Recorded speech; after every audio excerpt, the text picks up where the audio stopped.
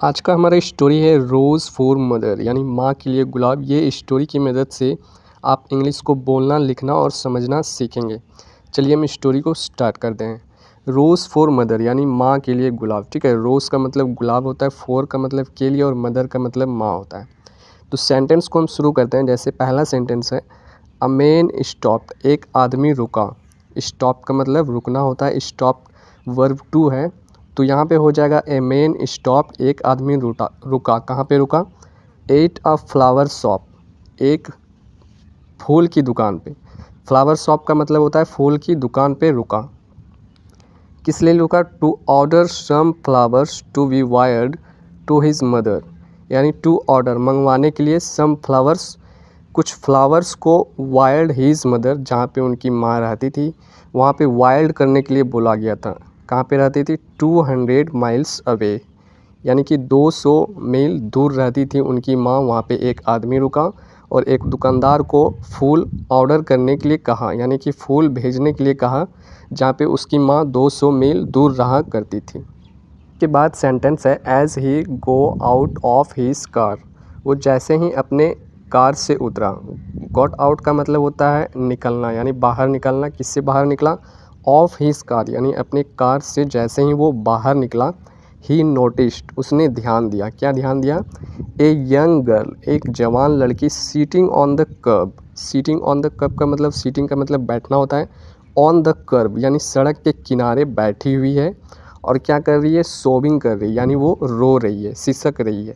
वो जैसे ही अपनी कार से बाहर निकला, वो आदमी एक जवान लड़की को सड़क के किनारे पर रोते हुए, सिसकती हुए उसने देखा।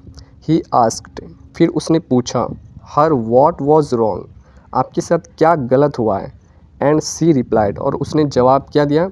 आई wanted to buy a red rose for my mother, मैं अपनी माँ के लिए एक लाल गुलाब खरीदना चाह रही हूँ।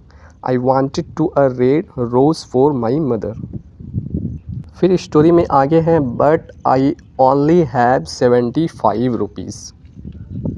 फिर उसने कहा, क्या कहा? लेकिन मेरे पास मात्र 75 रुपये हैं। वो लड़की ने कहा कि मैं अपनी माँ के लिए एक गुलाब का फूल ख़रीदना चाहती हूँ, लेकिन मेरे पास केवल 75 रुपये हैं। एंड ए रोज़ 200 रुपीज़, और गुलाब की कीमत क्या है? 200 रुपये है। ठीक है, ऐसा लड़की ने उस आदमी से कहा। इसके बाद क्या हुआ? द मैन स्माइल्ड, वो जो आदमी था मुस्कुराया। एंड सेड, और कहा, कम ऑन विथ मी, मेरे साथ चलो। Come on in with me, मेरे साथ चलो। I will buy you a rose, मैं तुम्हारे लिए एक गुलाब का फूल खरीद कर दूँगा। वो लड़की जब उनकी कीमत बताई कि 75 रुपये है, लेकिन ये 200 रुपये में मिल रहा है, तो उस आदमी ने कहा, मेरे साथ चलो, मैं तुम्हें एक गुलाब का फूल खरीद कर दूँगा। इसके बाद आगे क्या हुआ? He bought he little girl her rose and ordered his own mother's flowers. He bought, उसने खरीदा, ही लिटल गर्ल, छोटी लड़की के लिए, हर रोज़, अपने गुलाब, and order his own mother's flower, जो अपने मदर्स के लिए फ्लावर्स जो ऑर्डर मंगवाया था उससे निकाल के उसको गुलाब दिया। एज़ दे वर लिविंग, इसके बाद उनको छोड़ना था। ही ऑफर्ड द गर्ल, उसने लड़की से क्या कहा, क्या मैं तुम्हें छोड़ दूँ जहाँ से तुम आई हो? The girl a ride home, लड़की घर जाना चाहती थी। सी सैड, उसने कहा, हाँ प्लीज़ मुझे छोड़ दो। You can take me to my mother, तुम मेरे मदर के पास मुझे छोड़ दो। ऐसा उस लड़की ने उस आदमी से कहा। कि क्या हुआ? She directed him to a cemetery house, वो लड़की डायरेक्ट कहाँ चल गई? सिमेट्री हाउस, यानी कि कब्रिस्तान चली गई। वो डायरेक्ट कहाँ चली गई? कब्रिस्तान चली गई। Where she placed the rose on a freshly grave, जहाँ पर उनकी माँ को रखा गया था। फ्रेशली ड्रग, ग्रेव का मतलब होता है ताज़ा खोदी हुई कब्र के पास उसने एक गुलाब का फूल रख दिया, जहाँ उनकी माँ का कब्र बना हुआ था। The man return to the flower shop, वो जो आदमी था वो वापस आया, गुलाब की दुकान पर वापस आया और कैंसिल किया वायर ऑर्डर। जो वायर ऑर्डर था अपनी माँ के लिए वो कैंसिल किया दुकानदार से।